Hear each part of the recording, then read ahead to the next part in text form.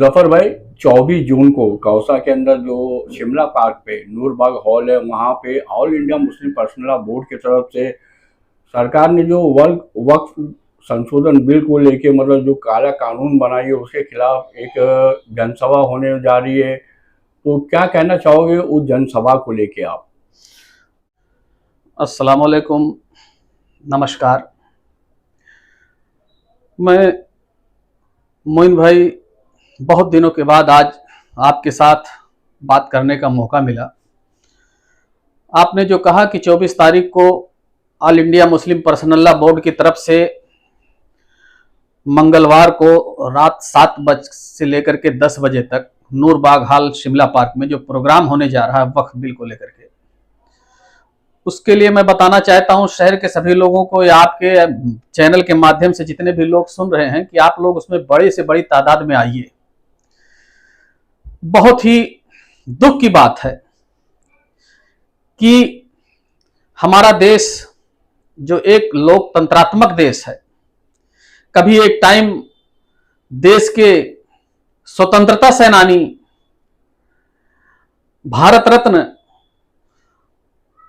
आजाद भारत के पहले शिक्षा मंत्री मौलाना अबुल कलाम आजाद साहब ने उस तारीख साज बिल्डिंग, उस तारीख साज मस्जिद से एक ऐतिहासिक तकरीर कही थी, जामा मस्जिद से, जब हिंदू और मुसलमान एक तरह से समझ लीजिए कि बहुत ही बड़ा मिशन चल रहा था कि कुछ लोग पाकिस्तान जा रहे थे जिनको जाने का मौका था, लेकिन मौलाना अबुल कलाम आजाद साहब ने उसी मस्जिद से खड़े होकर के ये तकरीर कही थी कि ऐ मुसलमानों, तुम कहां जा रहे हो? ये तुम्हारा देश है, तुम्हारे बाप दादा यही दफन है, उनकी मज़ारें यहां हैं, तुम्हारी ईदगाहें यहां हैं। मुसलमानों ने उनकी बात सुन करके अपने अपने सामान को रख दिया और अपने वतन में रह गए। मौलाना आजाद ने यह भी कहा था कि तुम कहां जा रहे हो? तुम्हारे देश की इसी नदियों में, चाहे वो गंगा हो चाहे जमुना हो, में तुम्हारे पूर्वज, तुम्हारे बाप दादाओं ने वजू करके यही नमाज पढ़ी है। उनकी बातों पे आकर के उन्होंने वादा किया था कि जब देश आजाद होगा, देश में एक संविधान बनेगा और वो संविधान ऐसा बनेगा कि जिसमें सबके हुकूक बराबर रहेंगे। देश आजाद हुआ, हमारे देश के हमारे पूर्वजों ने एक संविधान दिया जिसमें आर्टिकल 14, आर्टिकल 26, 29, 30 जैसे आर्टिकल्स को ला करके दिया कि सबके हुकूक बराबर रहेंगे। आर्टिकल 26 में यह कहा गया कि सभी धर्मों को मानने और उनके प्रचार प्रसार करने और उनके रख रखाव के लिए आजाद रहेंगे। लेकिन आज 2014 से जो ये बीजेपी की गवर्नमेंट आई, मोदी सरकार की गवर्नमेंट आई, इन्होंने पूरे देश को खंडित करके रख दिया। अखंड भारत को इन्होंने खंडित करने में जरा सा भी नहीं सोचा। ये कभी CAA NRC के चक्कर में देश में नफरत का माहौल पैदा किया, और इन्होंने CAA NRC जब बनाया था मोइन भाई, तो कहा था कि हम अपने उन भाइयों के लिए कह रहे हैं जो बाहर रह रहे हैं, जो हिंदुस्तान में नहीं आ पा रहे हैं, उनके लिए हम ये कानून लाए हैं। शक्ति के बल पर इन्होंने पूरे हिंदुस्तान में एक अफरा तफरी मचा दी थी, कानून बनाया। लेकिन आपको बता दूं, वहां से तो कोई आया नहीं, लेकिन हमारे देश से कई लाख लोग अपनी नागरिकता ले जाकर के दूसरे देशों में वहां के नागरिक बन गए। यह सरकार अपने ताकत और अपने शक्ति के बल पर अन्नदाता किसानों के साथ किया, कानून ला करके उनको परेशान किया, कितने किसान शहीद हो गए। उसी तरह से आज ये मुसलमानों के साथ, मुसलमानों की जो सबसे बड़ी प्रॉपर्टी वक्फ की है, उसको हथियाने के लिए, उसको कब्जा करने के लिए ये आमादा हुए हैं। लेकिन महाशय को यह नहीं मालूम है कि हमारा देश लोकतंत्र है, लोकतंत्रात्मक देश है। ये यहां शक्ति तंत्रात्मक ताकत से आप हमारे देश को खंडित नहीं कर सकते हैं। इसलिए मैं आपके चैनल के माध्यम से फिर से यह कह रहा हूं कि आप सभी लोग एकत्रित होकर के Muslim personal law, all India Muslim personal law board, वो मुस्लिम पर्सनल लॉ बोर्ड जिसमें ना कोई शिया है, ना कोई सुन्नी है, ना कोई अहले हदीस है, ना कोई देवबंदी है, ना कोई बरेलवी है, यहां सब हैं। All India Muslim personal law board के इस बैनर के नीचे आकर के, ऐ मुसलमानों, ऐ सेकुलर हिंदुओं, ऐ सेकुलर भारतीयों, सबको आकर के करना है, नहीं तो ये आने वाली सरकार जो है, जिस तरह से राम जन्मभूमि को बना करके अयोध्या में डिनोटिफाइड करके इन्होंने कई हजार एकड़ जमीन को खपत कर लिया, उसी तरह से मुसलमानों की जमीन को, उसके बाद फिर क्रिश्चियन लोगों की जमीनों को ये गपत करने की कोशिश में लगे हैं।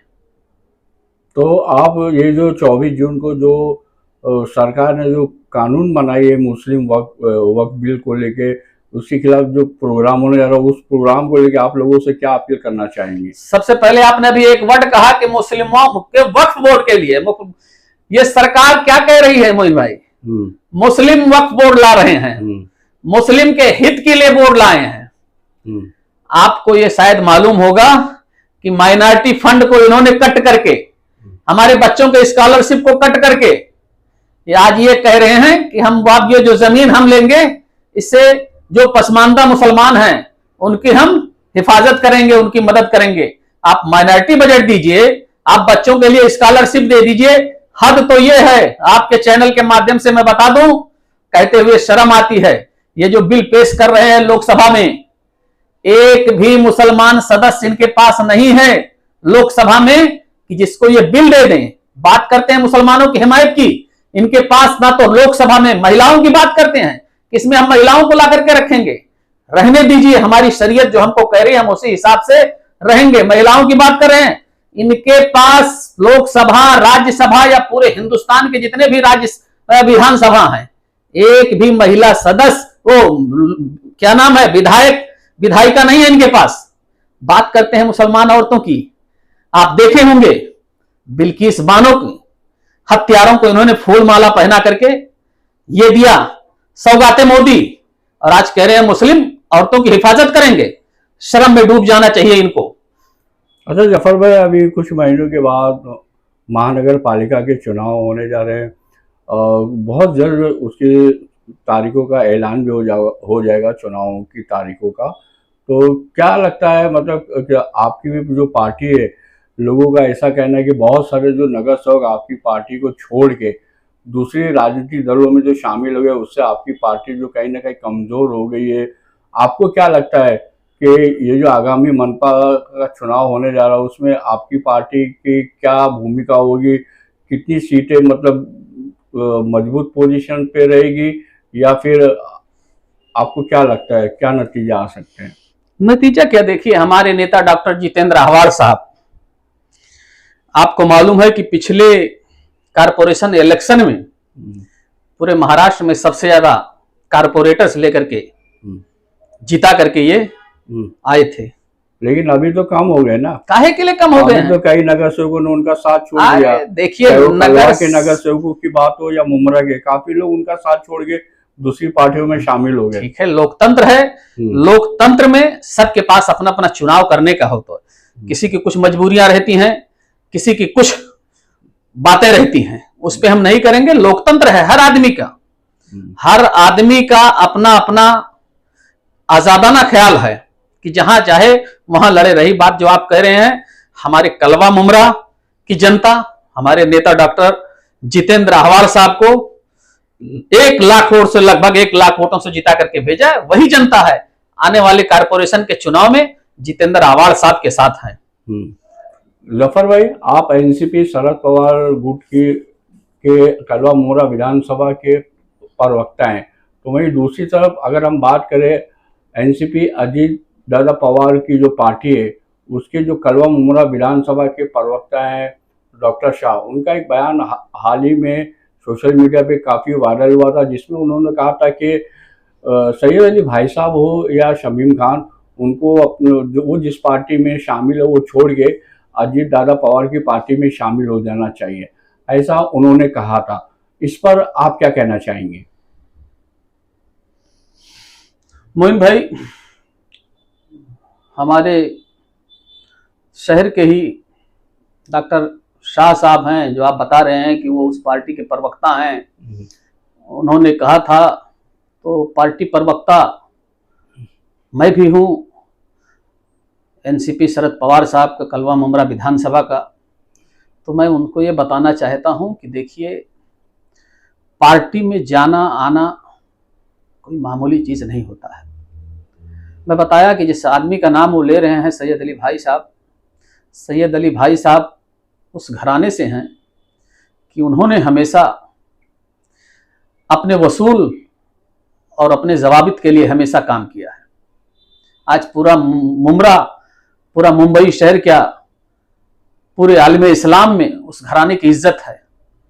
और भाई साहब ऐसे लोगों के साथ कतई नहीं जा सकते हैं कि जहां उनकी विचारधारा ना मिले, जहां वक्फ बोर्ड को हड़पने के लिए जो लोग साथ दे रहे हों, जिस पार्टी के लोग, चाहे वो अजित दादा पवार साहब हों, चाहे वो एकनाथ शिंदे साहब हों, चाहे वो बिहार के नीतीश बाबू हों, चंद्रबाबू नायडू हों, चिराग पासवान हों, देवे गौड़ा हो, ऐसे लोगों के विचारों में सैयद अली भाई साहब या उनका खानदान कभी भी विलय नहीं कर सकता, जहां तक मेरी अपनी राय है।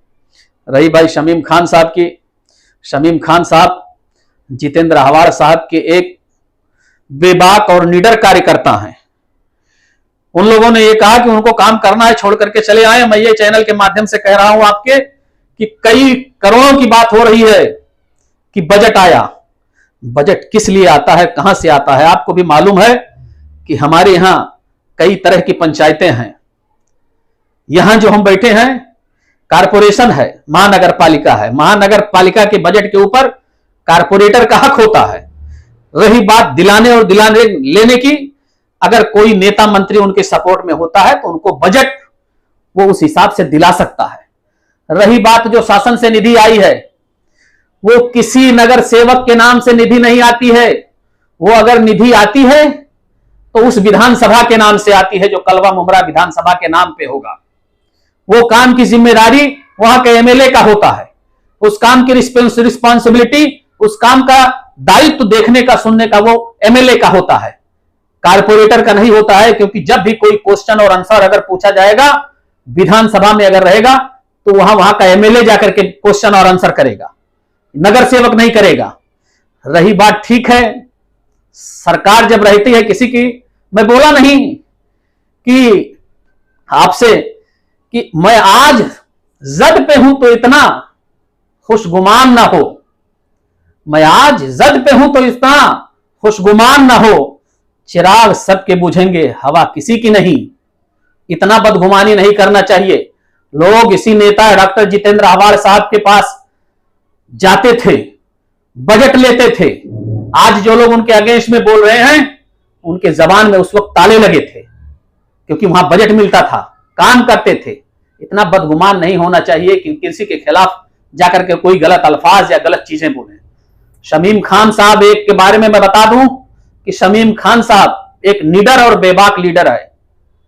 पूरे इलेक्शन में उसको किसी तरह से परेशान करने की बात आई, लेकिन वो आदमी कहीं झुका नहीं, ताकत के साथ जितेंद्र आह्वान साहब के साथ खड़ा रहा और इलेक्शन लड़ाए अपने नेतृत्व में। उन्हीं के नेतृत्व, विधानसभा अध्यक्ष के नेतृत्व में विधानसभा में इलेक्शन लड़ा गया और डॉक्टर जितेंद्र आह्वान साहब लगभग 1 लाख वोटों से जीते।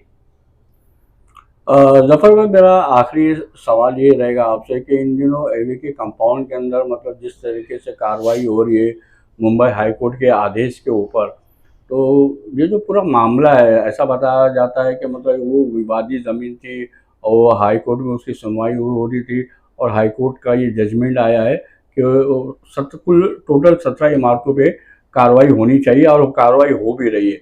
तो आप कैसे देखते हैं? आप चूँकि यहाँ शिवली नगर में मतलब आप रहते हैं, आपके सामने ही वो इलाका है एवीके कंपाउंड का, आपका मतलब क्या नज़रिया है इस पूरे मामले को देखने का? क्या कहना चाहेंगे इस पूरे मामले को लेकर? देखिए मोइन भाई, मैं एनसीपी पार्टी का प्रवक्ता तो हुई, लेकिन आप लोगों के फजल और करम से अल्लाह ने मुझे अधिवक्ता भी बना दिया है। मैं एक वकील भी हूं। हाई कोर्ट ने जो ऑर्डर दिया है उसमें से 2-1 लाइन मैं आपको पढ़ के बता दूं। The commissioner needs to have ward wise meeting on unauthorised construction every week, कि कमिश्नर को हर हफ्ते इलीगल कार्रवाई पे जाकर के मीटिंग लेना चाहिए ward wise. Otherwise we are very sorry but you can think even then is gone और finished for time to come. आने वाले दिनों में थाना बर्बाद हो जाएगा। आगे उसने कहा है इट विल बी कोर्स where things are completely out of control, कि ये जो देख रहा हूं एकदम हाथ से बाहर चली गई चीजें हैं जो दिख रही हैं। all governments, important point, all governments, municipal lands will be gone and everything is on the slum societies and development appointed by them. कि ये जो सारी चीजें हैं गवर्नमेंट की हो चाहे वो कारपोरेशन की हो, सब चीजें चली जाएंगी। उसने लास्ट में कहा कि the government will not have a inch of land and they will have to rent for a small offices, कि तुम्हारे पास 1 इंच जमीन नहीं रहेगी तुम जहां अपनी म्युनिसिपल ऑफिस बना सको। आज आप देख रहे हैं दीवा प्रभाग समिति की ऑफिस जो है वो भाड़े पे है, इतनी बड़ी जमीन होते हुए, रिजर्वेशन की जमीन है होते हुए और सारी चीजें हैं, 1 इंच जमीन भी नहीं है इनके पास। जो आप एवीके कंपाउंड का नाम लिए हैं, जो हमारे नेता डॉक्टर जितेंद्र अहवार साहब भी आए थे, वहां का दौरा करके गए थे, लेकिन क्या है बीच में इंटरफेयर नहीं कर सकते कि कोर्ट ऑफ कंडक्ट का मामला है उसमें, क्योंकि वो उनके विधानसभा क्षेत्र में नहीं आता। ठीक है, उन्होंने कहा विधानसभा क्षेत्र में हमारे नहीं आता है, लेकिन लोग हमारे हैं, हमारे लोग हैं, हम उनके लिए लड़ाई लड़ सकते हैं।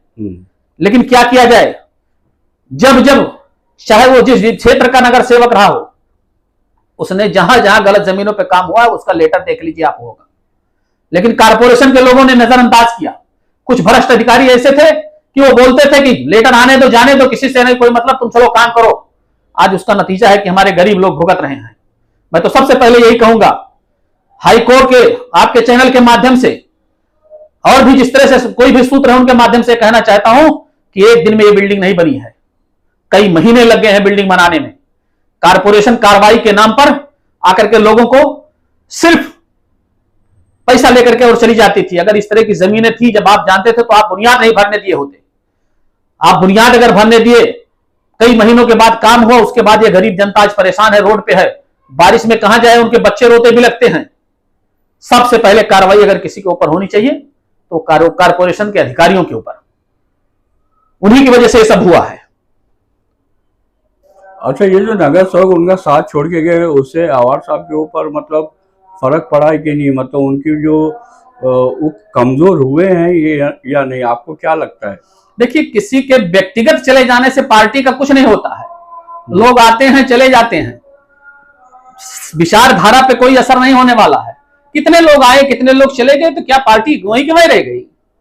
हिंदुस्तान में बोलते हैं कि बीजेपी में सबसे बढ़िया पार्टी के नेता आदरणीय अटल बिहारी वाजपेयी पूर्व प्रधानमंत्री थे, क्या उनके जाने पास बीजेपी नहीं थी? बहुत सारी पार्टियां ऐसी हैं। तो किसी व्यक्तिगत पर्सनालिटी के आने और जाने से कुछ नहीं होने वाला है, जनता सबको जानती है। रही बात मुमरा शहर की, मैं मुमरा शहर के लिए एक ही चीज कहता हूं कि हमारा नेता, जो हमारा यहाँ का एमएलए आदरणीय डॉक्टर जितेंद्र अहवार साहब यहाँ हैं, उन्होंने मुमरा शहर को सजो करके रखा है। मोइन भाई, सजो करके रखा है, कोई बाहरी आक्रमण से, बाहर के लोगों से मुमरा शहर को एकदम बचा करके रखा है। और आपके चैनल के माध्यम से मुमरा शहर को यह कहना चाहता हूं लोगों को कि मुमरा शहर बहुत ही अच्छा शहर है। आप इस शहर को बर्बाद होने से बचाइए। आप इस शहर की हिफाजत करने के लिए डॉक्टर जितेंद्र अहवार जैसे सेकुलर नेता का हमेशा आप साथ दीजिए। कोई भी आए कोई भी जाए, किसी के बहकावे में मत आइए। विचारधारा हमेशा विचारधारा होती है। आज इसी विचारधारा के नाते देख लीजिए, मैं आपके चैनल के माध्यम से फिर कहना चाहता हूं कि वक्फ बोर्ड को लेकर के जो हमारे जितने भी जिम्मेदारान हैं, all India Muslim personal law board के और अलग अलग लोग जो बुद्धिजीवी हैं, आज उनको दर बदर की ठोकर खानी पड़ती है। मैं कह रहा हूं आपके चैनल के माध्यम से कि नीतीश बाबू, चंद्रबाबू नायडू,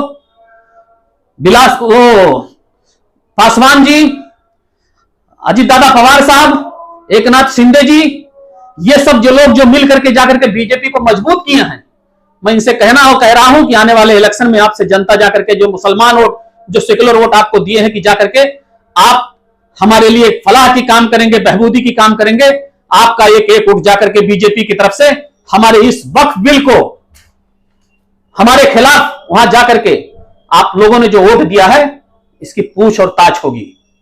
आपकी जिम्मेदारी थी, आप आकर के हमारे बीच में सेकुलर बन करके गए थे, लेकिन हमारे ही वक्फ बोर्ड की जमीन को हड़पने के लिए आप जाकर के बीजेपी के साथ बैठे हुए हैं। जनता कभी भूलने वाली नहीं है। आज हमारे जितने पूर्व हमारे बड़े बुजुर्ग बैठे हैं, दर दर की ठोकरें खा रहे हैं, कभी जंतर मंतर पे, कभी बिहार में, कभी औरंगाबाद में जा जाकर के ये धरने पे बैठ रहे हैं। सिर्फ किसकी वजह से? ये जो सेकुलर चेहरा अपने आप को बना करके हमारे पास वोट लेकर के गए हैं और जाकर के बीजेपी के साथ मिलकर के वक्फ के हिमायत में भी वोट किए हैं, उनके लिए आने वाले इलेक्शन में बहुत बड़ा सबक रहेगा।